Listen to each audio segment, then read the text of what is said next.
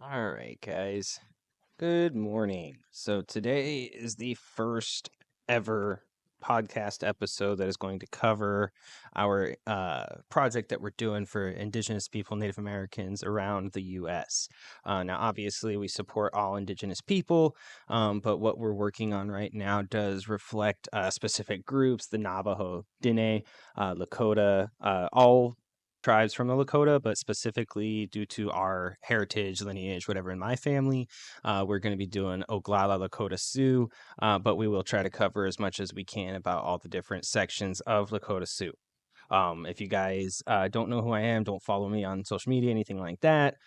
This podcast is obviously here to help facilitate all of this. If you guys have any questions, anything like that, you guys can always direct them at my social media or comments on the podcast, wherever you guys are getting your stuff today, all that fun stuff.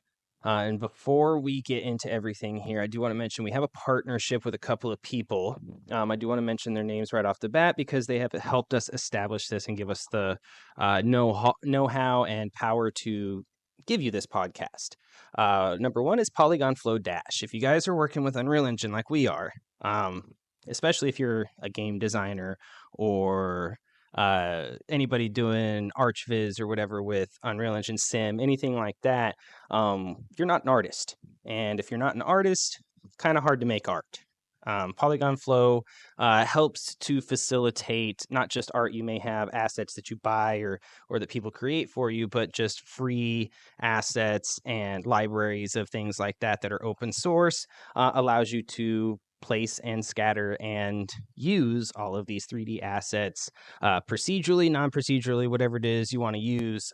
It's nothing AI generated, but it does use AI to help facilitate placing objects around your level. So world design, level design, world building, anything you can think of in that regard. That's what Polygon Flow Dash is great for. Now you'll notice that on my screen here, because we are an independent studio with about 2 or 3 people starting out here, we gotta build some stuff up, right? We gotta make that money and put it back into the company here. We're just starting out with simple screen recordings and things like that. Going to show you some montages, things like that. But we do not have a studio like our friends over at Kind of Funny Games and a bunch of other podcasts, and the Nerd Podcast, right? There's a bunch of podcasts out there, nice and professional, up and running with a nice studio. Hopefully, with your assistance and Patreon and whatnot, we can get to that point. But at this point, let's just stick with screen recordings and, go from there. Okay. We'll try to add some camera work so you can see us in here. At the moment, I am recording at the high school that I work at. So, we'll get some video stuff like that coming in here. We get ourselves some more and better equipment, which is on the way. So I do want to introduce you guys to the next part, the next sponsor that is helping us out here, which is Go Green Solar and Air, okay? Or Greenhouse, sorry, Solar and Air. There's a bunch of energy companies out there that exist. And what these guys do is essentially try to get you to make the switch from being dependent on fossil fuel and the grid, right, to being self-sufficient and possibly even eliminating your power bills and stuff. So what Greenhouse Solar and Air does is they will, through me, I'll get you guys connected. They'll set you up with somebody who will explain what it is they do, how they're going to make it affordable for you. You can, obviously, this is America, right? So you can finance anything, including the finance, right? So there's always options to do stuff. I'm not the biggest fan of financing, but in this case, with the way that it works, because you're saving so much on energy bills and things like that, and possibly, not 100% guaranteed, you may even start getting money back for your power bill. Adding up all of this and putting it into what you're paying for it, you're not going to be paying as much as you would for your power bill. Okay, so basically you swap your power bill for like this payment for the financing for the solar unit, which is about half the amount usually, and then after a while it pays for itself. No, it's kind of hard to get on board with some of that stuff sometime, but if you guys are interested in setting that up, it is for homeowners. So please contact me, DM me. I don't know, shout out to me in comments on social media, show up at my doorstep and ring the doorbell. I don't care how you get a hold of me. Get a hold of me, let me know. I'll get you set up with that. Okay. So moving on to the next segment here. All right. I do want to introduce you guys to what it is we are actually doing, which is, kind of the point. So what you're looking at is Lucidchart. Okay, now Lucidchart does not sponsor this podcast in any way. However, Lucidchart is the reason we are able to do the podcast. And I just wanted to say, like, at this point, I know we're on a audio podcast for some of you, so some of you are audio listeners, right? You can't see it, but if you need a visual, just go on over to Lucidchart, and then you should be able to check it out. We're able to collaborate on such things efficiently. Okay. Now what you guys can see in front of you is a storyboard. Okay. So Sinta, which is the woods in Navajo, this story is going to take place in the 16s to 1700s area, approximate time period being 1688 to 1700. Okay. So at this point, there's not a lot in history that is covered. Okay. I just want everybody to be aware of that. So when it comes to Native American tribes and written history in the United States, this is a very touchy subject, and it's one that's not covered a lot simply because there's not a lot of documentation of stuff.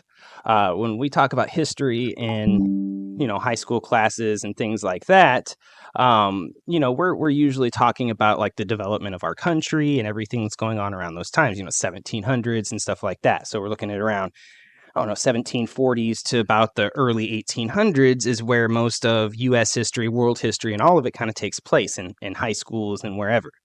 But before that, obviously about 10,000 years before that, and during all of that 10,000 years, there were tribes here thriving. They had huge communities. They had, they didn't really call them cities, right? But they had these huge areas that would be comparable to cities, villages on crack, if you will. Okay. They had community. And even so much that the Navajo, Dine here, that we are covering, made up about 70 to 80% of the Southwest during this time. So we're talking from maybe the year 1000 all the way to, the 1600s here. Navajo was the big epicenter of the United States, which obviously wasn't the United States back then. Turtle Island is what we refer to it as, Native Americans. Obviously for a couple of reasons. Number one being, Amerigo Vespucci is what America is named after, which is an Italian explorer. Has nothing to do with us. So we are not technically Native Americans. We are just natives. We are just indigenous. We belong to the land. And you are going to, explore some of this stuff with me. You're going to find out, right? Like this is stuff that's been kind of covered up and indoctrinated in us throughout this country. So moving on, 16 to 1700s area, not well documented for a lot of reasons. First and foremost being that people did not want to talk about what was going on. All right, we had a couple of things happen before the American Revolution. Number one being what they like to refer to as the French and Indian War. Again, using that term Indian, very derogatory, right? But this is what they refer to it as, where the French and the Native Americans essentially fought against the U.S. and colonialism to keep them out. Obviously, they failed for a couple of reasons, which we'll get into here in just a little bit. Okay. So this being what it is, that's the reason for starting up this project. Okay, there was a lot that was suppressed, a lot that we had to uncover, and by using a narrative, hopefully we can help highlight what has been going on during those times and kind of how this country was founded, maybe open some eyes here and there. Part of what we do with this podcast also is to help support indigenous communities, so a lot of, charities, fundraisers, things like that. We're going to try and connect with a lot of those to help fund whatever it is that's needed. The MMIW, Missing and Murdered Indigenous Women Movement, and a few others.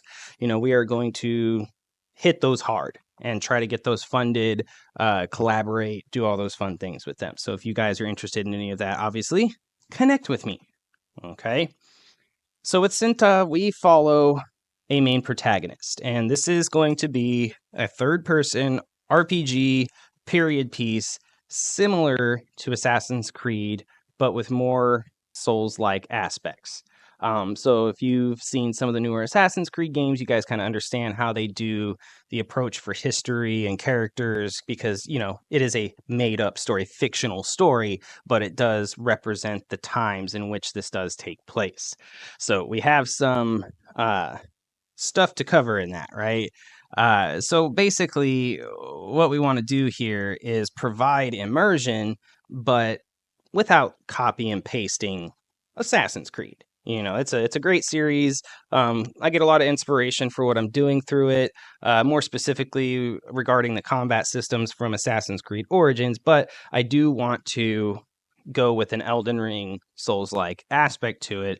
Number one, for the open world aspect, but then also for the difficulty and combat. Now, Assassin's Creed combat is nothing to smirk at, but it is, I think, a lot more friendly, player user friendly. So people are able to do a lot more when it comes to the combat. So my idea for this is essentially make the combat a little bit harder so you understand, so the people playing this do understand how hard it was for natives and indigenous people to fight against things like muskets. They come into this, people come into this country with things like guns that they had never seen before, and it's kind of hard to fight against those things if you don't know what they are. Now, eventually into the 1800s, natives started using rifles and things like that, but around 16 to 1700s, this is the time of the flintlock pistol, the flintlock rifle, right? We're looking at literally black powder stuff with lead balls, and essentially Assassin's Creed 3 is what we're looking at here as far as the period of weaponry goes. So we do want to stick to mostly melee and range that fit that time. And it is more difficult, right? You try to fight against somebody who has a rifle, you gotta change your strategy if all you've got is a tomahawk and a bow. Okay. So for that reason, we're going with the Souls-like Assassin's Creed combo. Now, just like Assassin's Creed, and just like any good Souls game, there is a story, there is a narrative. Now, what we are going to do here with ours is start you out in the creation story. Every single native tribe that has ever existed has a creation story. Okay, so where everything begins is with creation, and we're going to start our story there. So what we hope to do is provide you a tutorial with an intro to the narrative all at the same time. By doing this, we are going to create the immersion and also help the player follow the story. One thing that we are doing here that should be different than what anybody else is doing, anybody at all, is we are writing the actual narrative at the same time we are developing the video game. Now, I am not talking about the video game narrative. That's its own thing. I am talking about an actual, book, story, narrative, okay, novel, if you will. Similar to universes of things like Lord of the Rings, Game of Thrones, anything else you can think of fantasy-wise. We take a lot of inspiration from Daniel Aronson in the Requiem series. Essentially, we want to create a universe of stuff that people can relate to. There's so many people that love and relate to Lord of the Rings out there for a lot of reasons. And it does help facilitate their story and keep it alive. And they learn a lot of things, right? They learn a lot of things about this weaponry and fantasy stuff or whatever. So it's a great medium for learning. And I think that we can apply that to the Native American stuff. So that is my goal with it.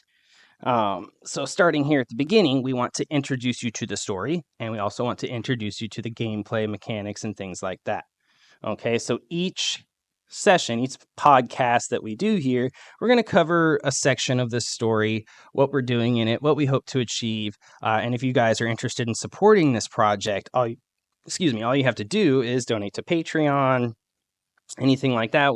We'll hook you guys up with the development process, Discord servers, anything else that you want to be involved with if you're going to be putting in any kind of money for the project. Okay, even just $2 or something like that here and there through Patreon, right? That helps us quite a bit. Okay, and eventually we'll be able to start making this bigger, more and more, add to it, all that fun stuff. Okay, we do have an actual Unreal Engine project up and going, which we'll introduce you to. There are some things we would like to keep proprietary.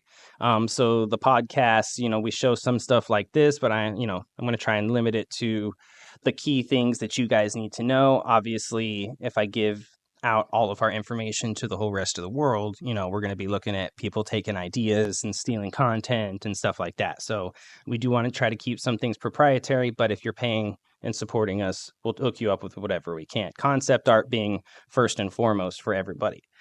We have like 2 or 3 artists that are working on everything concept wise, maybe 1 or 2 3D modelers and stuff like that. So we're going to, show that stuff to you guys, and hopefully you can spread that around, because those artists deserve recognition for what they do. They're pretty new at everything. All right, so you guys kind of have an introduction to what we're doing here. Okay, what kind of project we're doing, what we're supporting, all that stuff. All right. All right. Now, I want to take this next part and kind of use it to describe how we're going to be making this game, the type of mechanics and things like that we're going to incorporate. The combat is going to be very reminiscent of Dark Souls. So the next section where I'm talking here and what you see on the video is all about the first Dark Souls game and how it has an effect on pretty much a lot of the action adventure RPGs we're enjoying today, like Elden Ring and Dark Souls and a bunch of other ones. All right. So just remember that this was pre-recorded during a session on Twitch so that I can get some gameplay footage and stuff. So if there's some, less than awesome sound, just bear with me and we'll try to clean it up as best we can. There we go. Nice and live. Okay, let's do some double checking. Double checking. Yay, look at me sitting at the campfire. All right. So, today's episode. This is our first podcast. Now, it is going to be released as a video podcast, but we will extrapolate all the audio, make ourselves a nice little audio version of this stuff. Now, the reason that I come to you guys today with Dark Souls, as you guys maybe know, if you've been following the studio and keeping up with social media and streams and all that fun stuff, our studio, Super Arc Studio, is creating a video game or two. And most of them do revolve around indigenous culture and stuff like that. But the core of the gameplay is going to come from Souls-like games. And the best way to explain to you guys and whoever else what happens in Souls-like games is to start with the OG Dark Souls. So we're going to take a look today at Dark Souls and all the stuff that encompasses it, what the design is like, what it was meant for, and how it's going to be applied to our game design model here. So first things first, let's talk about this game. All right. Dark Souls was created in 2011. So we're talking PlayStation 2 era. Okay. And while this version of the game does not look like PlayStation 2, I guarantee this was made in PlayStation 2 time. All right. What's really awesome, though, and I can't really show you my Xbox menu because I'm streaming from that, is that they did the remaster for this. And I do believe that was around 2018 or so. Dark Souls 1, 2, both got a remaster, I do believe. Dark Souls 3 is still new enough, though. That one has not been remastered or remade or anything like that. So, simple games. All right. And you can see here, you saw that little guy disappear, right? There's a very big mechanic that is used across all Souls-like games. And that is this guy right here that I'm running in circles around. The bonfire.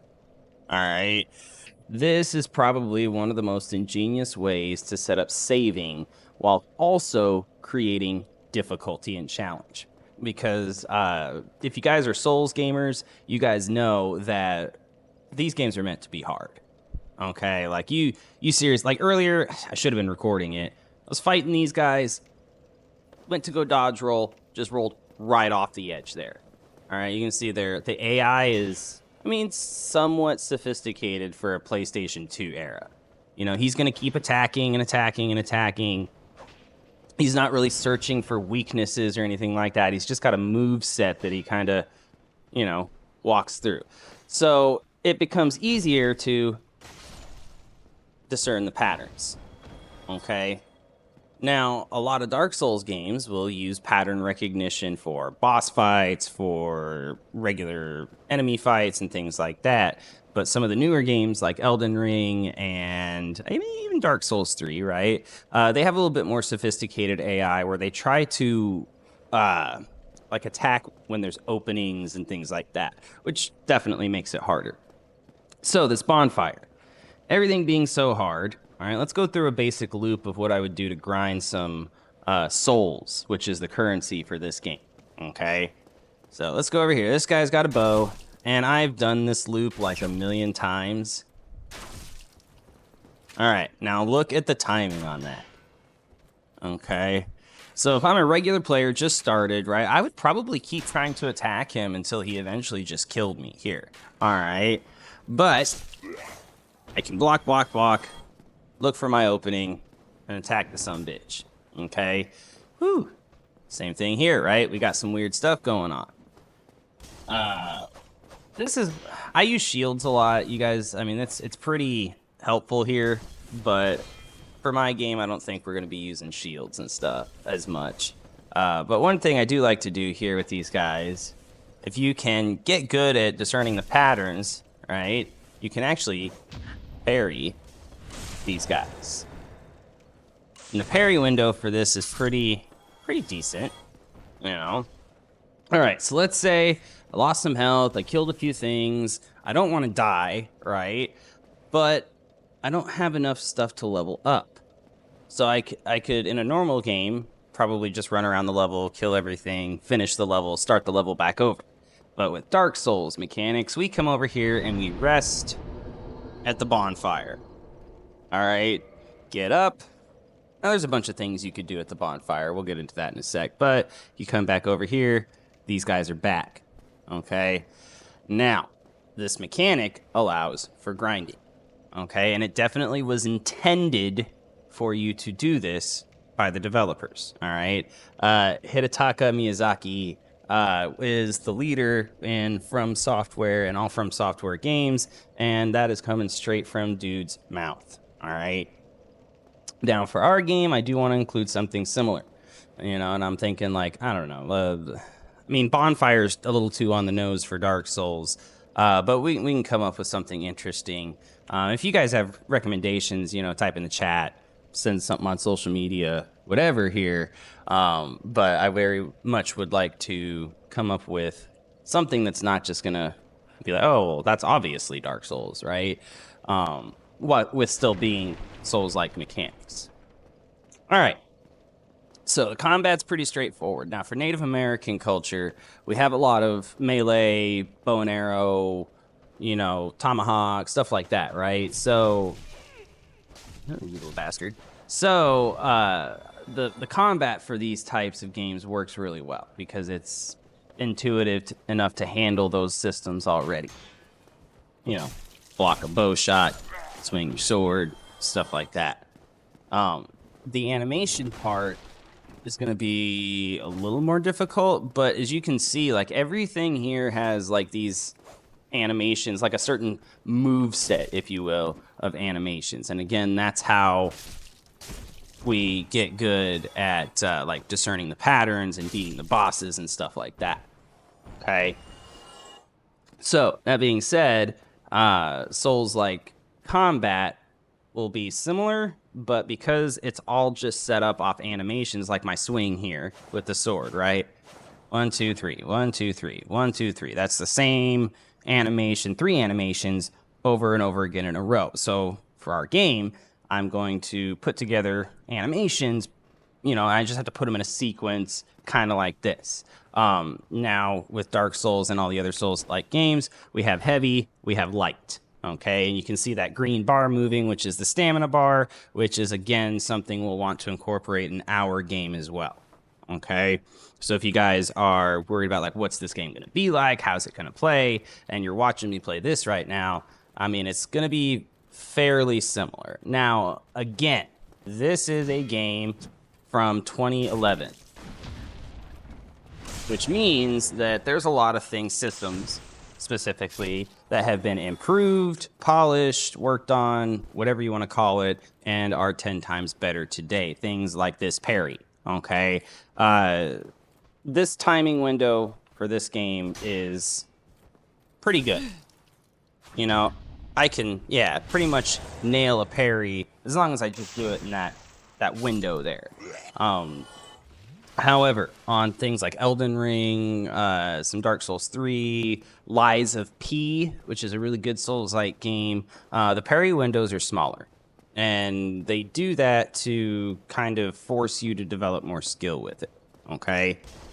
All right, so this is cool too. You see how you got these little guys that are sitting around the campfire? These are actual players that are playing the game right now. And they are literally right here at this bonfire right now, same as me. Now, I don't have to fight them. I don't have to, challenge them to a duel. I don't, have to work with them or anything. But the Dark Souls community has this habit of leaving messages. And you can see these right here, right? Read message. Try rear. Oh, my gosh. And then comfort. So there's like little predetermined sayings that you can just scrawl the message on the ground, and other players in other games can read the same stuff. And this is a way that we can guide each other through difficult spots. We can kind of hint at where stuff is to other players. It just creates a whole community of stuff. And Elden Ring and a few others, Dark Souls 3, a few other games, Lords of the Fallen, they include a multiplayer aspect where you can invade the other person's world and either fight them or help them. This is something that I am thinking about incorporating. I don't know exactly how I want to do the mechanics. All I know is that nothing pisses me off more in Elden Ring when we're trying to progress to the next area or whatever, and here we go, somebody's invaded us, now we can't, and we have to fight them before we can move on. It's a very frustrating experience when you're just trying to progress the story or play with your friends. So I'm thinking for mine, one thing I will limit is the ability for people to just randomly invade a co-op session. I would very much like to put an option where you can turn that either on and off, or specific parts of the game make it to where nobody can invade. I don't know. We'll get to that point. We'll talk about it more as a team. And if you guys have any kind of suggestions or anything like that, just DM, comment. You guys know the drill. All right. If you want to get your voice heard, you got to speak up on the social media stuff. That's kind of the whole point for this, right? Okay. Back to where we are. So now I killed a few people. Got some currency here. I'm going to come back over to this bonfire. But instead of just resetting, it looks like I have enough to actually level up. So I'm going to go down to this level up section. And the way that it works here on Dark Souls and all the other ones, whatever currency that you get throughout the game is used here at these save spots. For the issues that I'm having right now in progression or what have you is mostly lying in vitality. All right, I don't have as big a health as I should, and I can't take as big a hits as, I probably should be able to at this point. Okay, so I'm going to go ahead and use mine for that. Now you'll see the required souls over there on the top left-ish side in red is 3678. The souls I have right now is 620. So you can kind of use this method of farming here to increase your stats, whatever it is, to eventually help you progress to the next point. Because I could come in here level 1, instead of level 23, and beat the entire game without leveling up, which is also a challenge people like to do, for streaming and what have you. All right. One more thing about the campfire stuff, and then I think we're good on that subject. So this is part of a core game loop idea that they had too. It doesn't just work for those things that I've talked about. It also works this way. This is my save point. All right. I progressed coming from this direction over here that I'm looking at. Okay, let me actually kill these guys real quick so we can not worry about them for a second. All right. So this is the way I came from, right?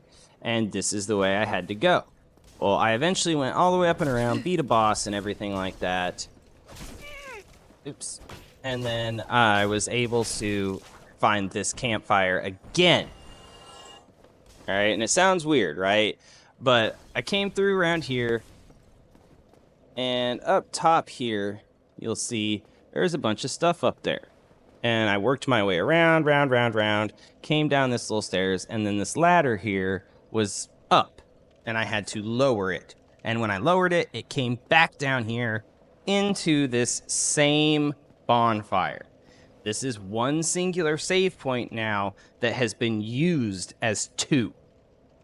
All right, catch my drift here. So because I came down here and saved, now I can just go back up the ladder and resume my, adventure where I was going before. And this loop is something that is very, very helpful if you are a new player, because if you can understand that that's what they're trying to do, it makes it a little bit easier to navigate through and find your way. Because one thing you'll notice here too, you have no map at all. So you have to memorize your paths and things like that. Okay? Very, very tricksy thing to do, right? Okay, and this is the reason that I hate my life right now. So, stuck here at this dragon, but if I want to keep fighting the dragon, I can do it because I found my save point down here. Okay? So, a lot of stuff going on in this game right now that we're going to be using for our own video game development here. Okay? And what we're going to try and do is keep each segment on game design limited to like 15 to 20 minutes or so, and then do the next section and kind of break it up like that. If you guys, again, want to have some input or whatever, ask questions, whatever it is, just use the comments, use the chats or whatever. We are going to try and set up YouTube with super chats and things like that. Obviously, we got to get this thing up and going, though. Okay? So, Souls mechanics, that's the bonfire, all right? And it's one of the things that we're going to be using for our game as well. All right, so now at the end of the podcast, I wanted to go ahead and teach you guys a little bit of Navajo and then come up with our little sign-off slogan for you here. So, Hagone, stay gaming, guys.